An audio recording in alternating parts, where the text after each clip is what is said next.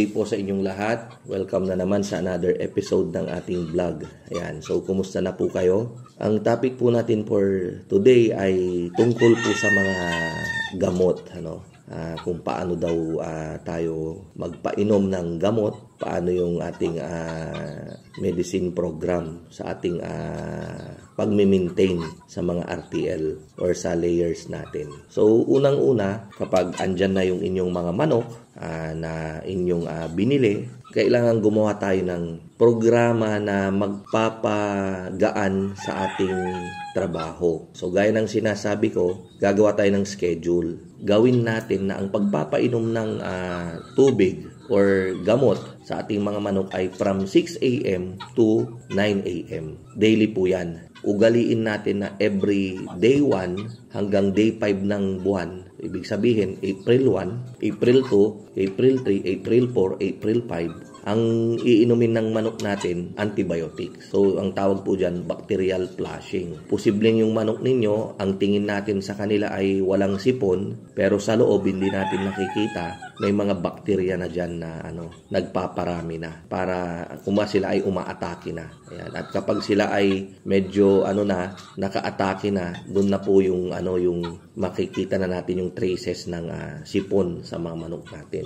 Lumuluwa-luwa yung mata, basa yung ilong, minsan may naproproduce siyang sound, yung parang yung may halak, ganyan. So kaya nga po i-maintain natin from day 1 hanggang day 5, antibiotics.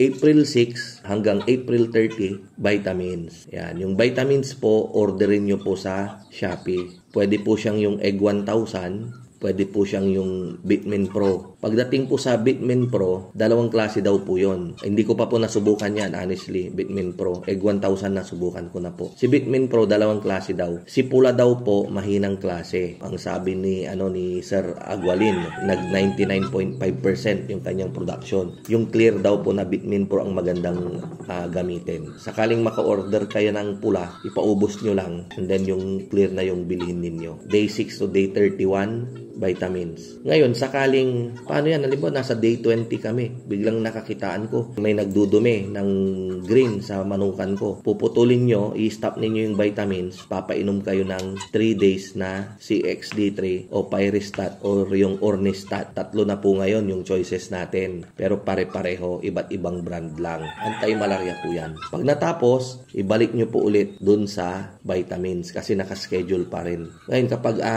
natapos yung antibiotics ninyo, i-vitamins nyo na naman, halimbawa isang araw, unang araw ng pagbabitamins ninyo, tapos tignan ninyo, medyo dumami.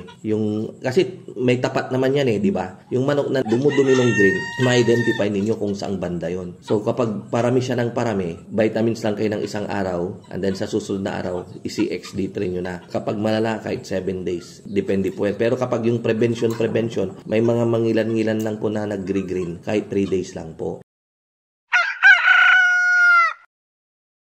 Ang tanong ito, vitamins, kahit pwede, multivitamins, Egg 1000, Robistrep, now-order po yan sa Shopee. Nasubukan ko na po yan. Yung Robistrep, parang cinnamon po yung amoy niyan, parang blue yung kulay niya, parang yung Gatorade na blue ball. So, pwede po yung mga yan. Ngayon, pagdating naman sa antibiotics, doon tayo sa enrofloxacin at norfloxacin. I-try nyo po yan kung saan sila hiyang. Pero kapag ang manok ninyo ay galing sa akin, hiyang po tayo sa Enro. Very effective po. Effective kapag ang manok ninyo ay decalb, lowman, high sex, Enro na lang po yung gamitin ninyo. Kasi kami po, nagpa-antibiotic sensitivity test kami dati. Nalalaman dyan sa laboratory ng Bureau of Animal Industry kung ano yung effective, mabisa na antibiotics para sa inyong mga manok. Nagpa-AST po kami at lumabas na isa sa mabisang effective na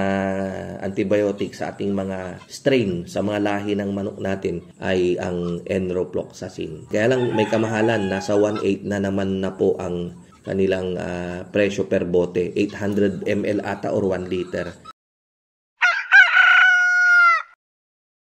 So, ganun lang po, yung mga nagtatanong na basa yung kanilang ipot. Normal lang po yan kasi sobrang init. Ang mangyayari po, yung manok ninyo, inom ng inom, matakaw po siya sa tubig.